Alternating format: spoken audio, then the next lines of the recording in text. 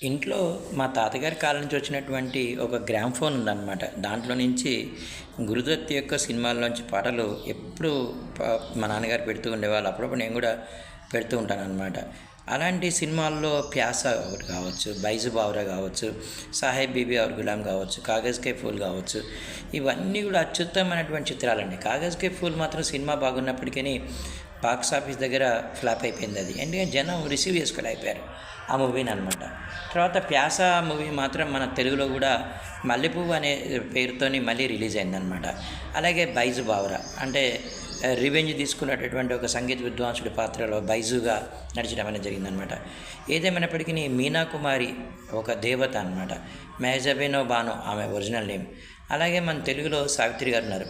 ఇద్దరికి దగ్గర పోలికలు అనేవి ఉంటాయండి. ఇద్దరు కూడా చాలా చిన్న ఏజ్లోనే మీనా కుమారి గారు 33 ఇయర్స్ 39 ఇయర్స్కి చనిపోయినట్టున్నారు. ఆమెకి స్వతహాగా ఆమె గొప్ప కవయిత్రి, రచయిత్రి ఆమె. అసలు 'సాహెబ్ బీబీ ఔర్ గులాంలో' ఆమె నటన అత్యంత అద్భుతం అండి.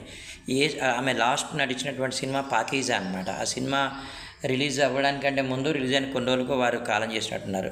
అలాగే నటి సావిత్రి గారు 47 ఇయర్స్కే వీరు చనిపోవడం. అలాగే సావిత్రి గారి నటన గురించి మనం ఎంత చెప్పినా తక్కువేనండి.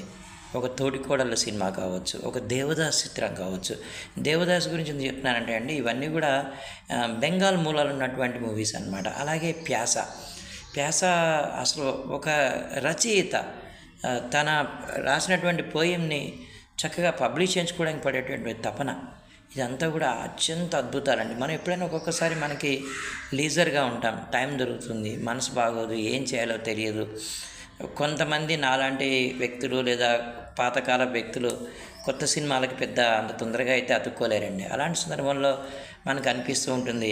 మరి అలాంటప్పుడు మనం ఏం చేయాలంటే ఇలాంటి పాత సినిమాలండి, ఒక కళాఖండాలన్నమాట. అలాంటి చిత్రాలు కానీ మనం చూసినట్లయితే ఇది కదా మన ఇండియన్ సినిమా అని చెప్పి మీనా కుమారి గారికి 4 ఫిలింఫేర్ అవార్డులు అనుకుంటా అండి, 4 ఫిలింఫేర్ అవార్డులు వచ్చినటువంటి ఏకైక ఇండియన్ యాక్ట్రెస్ అండి ఆమె. ఎంత గొప్ప నటన అండి, అసలు జీవించింది. 'సాహెబ్ బీబీ ఔర్ గులాం'. సాహెబ్ అంటే ఒక జమీందార్ అన్నమాట, బీబీ వారి యొక్క భార్య. గులాం అంటే పనివాడు కావచ్చు, వాళ్ళకి దగ్గర బంధు కావచ్చు అనమాట. గురుదత్ గారు, మీనా కుమారి గారు అసలు ఒక అద్భుతమైనటువంటి కళాఖండం మనకి 'సాహెబ్ బీబీ'. ఇదేనండి గ్రామ్‌ఫోన్ రికార్డ్ అనమాట. అంటే ఇప్పుడు ఒకప్పుడు రేడియోలో వినేవాళ్ళం అండి, ఇప్పుడు రేడియో వినేవాళ్ళు ఎవరండి ఇంట్లో? గుర్తుగా మిగిలిపోయింది రేడియో అంతే. కానీ ఎప్పటికైనా మనం ఒకటే మాట అండి, ఓల్డ్ ఈజ్ గోల్డ్ అండి, ఓల్డ్ ఈజ్ గోల్డ్.